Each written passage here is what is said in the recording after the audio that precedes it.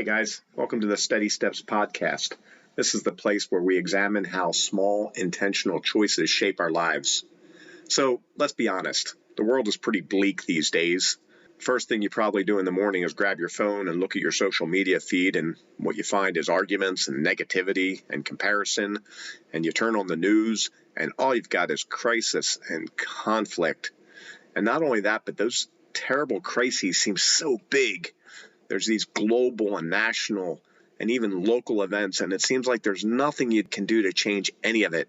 There's work pressure and deadlines and expectations. The economy is uncertain, and that makes you on edge about your own personal finances. And there's the never-ending responsibilities at home. Dealing with daily chores can just feel overwhelming sometimes. And then none of this is conducive to a happy family life. Your place of refuge just becomes another source of stress and conflict. And by the end of the day, you just feel drained and scared and overwhelmed and unhappy. And fun and laughter, there's just no room for those things. They feel frivolous. They feel irresponsible. So that's where we need to reframe our thinking today. Those stressors are exactly why we need fun in our lives. Joy and laughter and play are not optional. They're survival tools. So today we're going to talk about why fun matters in a negative world and how you can bring a little joy back into your everyday life. This is a new way of thinking. So buckle up and enjoy the deep dive. Welcome to the deep dive. Today, we're getting into something that honestly often gets pushed aside. The power of fun and joy. Yeah, it sounds maybe a bit light, especially when things feel heavy. Right. Exactly. It's easy to think of it as, just an escape, a luxury. But what we're finding is that it's actually, it's more like a tool, a really vital one for getting through things. A tool for resilience, not just distraction. Okay, let's unpack this. Right. It's not about pretending problems don't exist.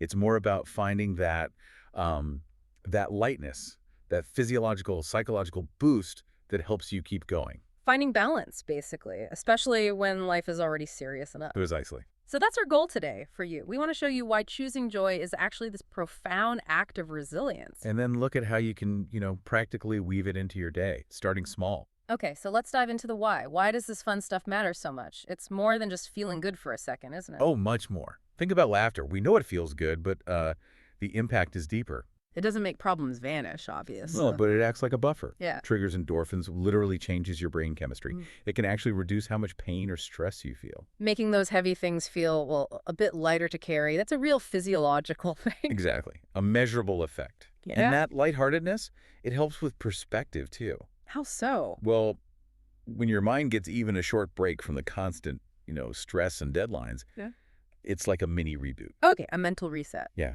Your prefrontal cortex, the bit doing all the heavy lifting, decision-making, it gets a breather. That can actually improve problem solving. Yeah. Reduce stress hormones. That's pretty amazing. And connecting it outwards. You mentioned connection earlier. Right. Sharing those fun moments could be just a quick joke, a smile, that builds connection. Boosts oxytocin. Ah, the bonding hormone.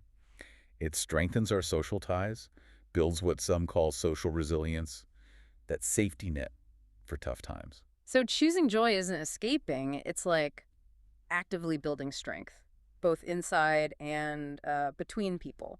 Exactly. Yeah. Self-preservation, community building, all wrapped up in finding a little fun. Okay, so knowing all that, the stress buffer, the reset, the connection, how do we actually do it? Especially when life feels, overwhelming or just busy. That's the key question, isn't it?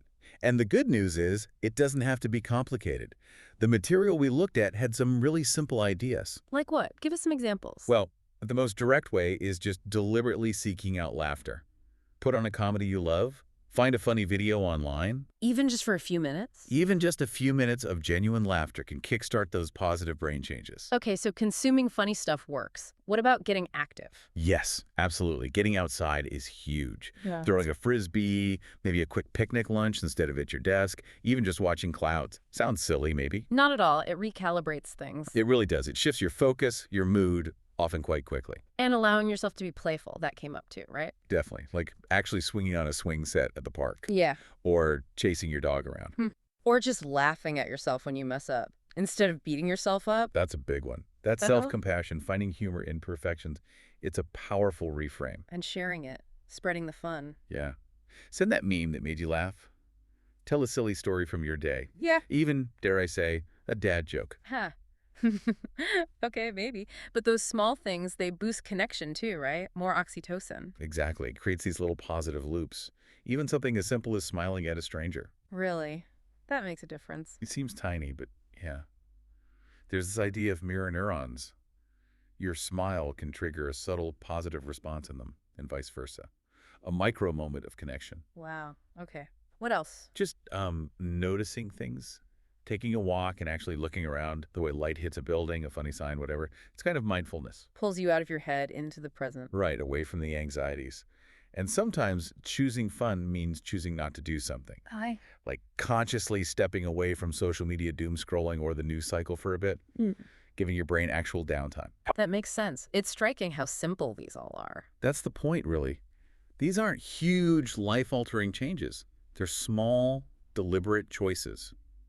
Accessible things. Accessible ways to build up that resilience, that more joyful outlook, bit by bit. It makes you wonder, doesn't it?